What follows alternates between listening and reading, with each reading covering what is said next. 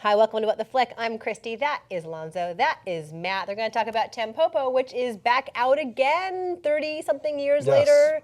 A classic that Alonzo loves dearly. And who's going to describe it? You want to, since you love it so much, you should describe it. Yeah. Okay, so this is Juzo Itami's comedy about food and how it affects us all. Most of the plot is devoted to what you would call a noodle western. A cowboy hat-wearing trucker helps a young widowed ramen restaurant owner learn to become a great ramen chef. But there's all sorts of little weird side jokes and sketches thrown in as well. Bring a good snack, because this movie will make you hungry. Take a look.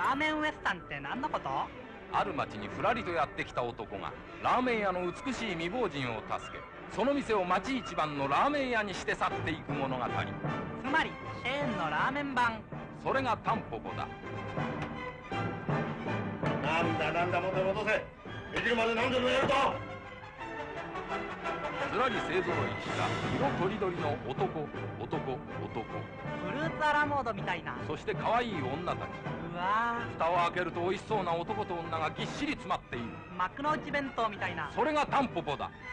Did you go out and eat ramen after you saw it? I wanted to. I watched it at home, and I'm going to go see it again at the New Art, and then they're totally getting ramen afterwards. But not just ramen. Like, there's a lot of good food. Yeah, no question. I think watching this movie again, what struck me, because I watched it a million times in the 80s when it first came out, how much this movie must have influenced Richard Linklater when he was making Slacker.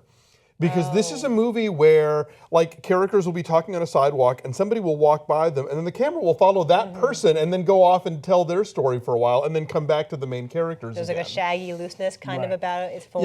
Yeah. But the sketches are really funny, and, you know, people talk about how it's hard to make comedy travel, you know, like that certain kinds of comedy just don't play in other cultures because they're verbal or whatever. This totally does. But this movie, start to finish, is just brilliantly funny, and I think just kind of taps into a sort of a, you know, we all eat, you know, and we all have a relationship with food. And this movie was made decades before sort of foodiness became part of the conversation, before, like, you know, Martha Stewart and the Food Network and all these people sort of made it into a thing.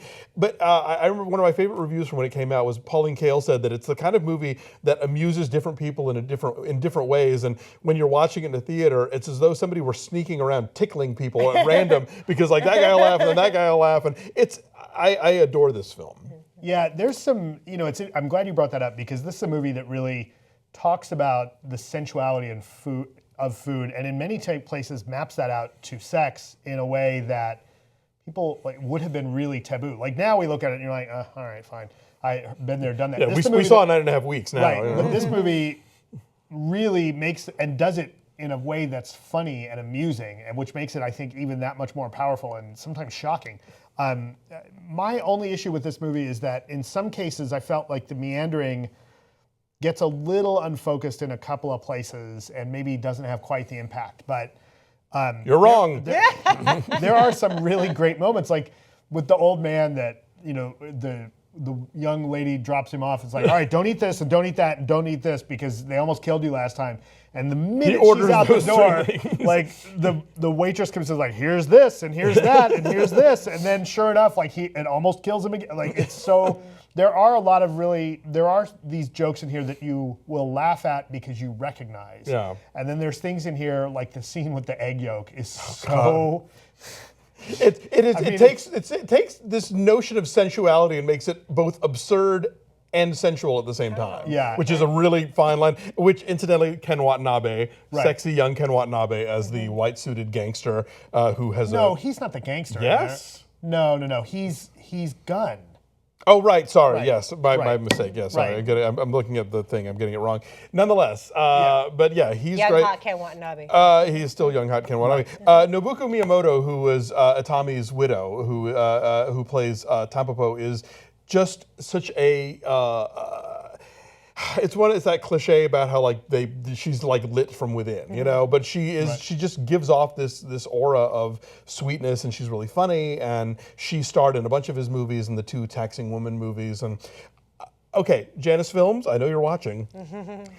Tommy's last movie was called Supermarket Woman, and it's also about food, and it never played in the United States, and I'm dying to see it. Please, please bring it to the U.S. Or hook Alonzo up. Or with a just screener. send me a DVD and screw everybody else. I don't care. Okay, so what are your numbers then? They're pretty This is a high. 10. This is one of my favorite movies of all time. I'm so excited that audiences are going to see it because I had like a crappy VHS for years. There was like one early DVD release that was the VHS on, transferred digitally. So I'm glad. So it looks good now, and go see Tampopo. It's so fun and delightful. I love this movie a lot. I don't think it's quite perfect, but it's a terrific movie. I give it a 9. So their average is a 9.5. It's at 100%. Where is it playing? Is it only New York and LA? I might be for now. Yeah, like It's expanded to LA this weekend, Okay. and it will probably hit some major cities in the coming weeks. But this would be the advance of what will ultimately be a Blu-ray release. Yeah, Janice is Criterion, so there will be a Criterion Collection Blu-ray coming out of all this. If nothing else, that's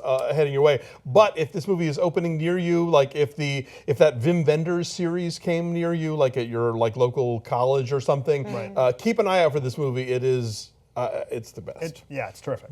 Bye.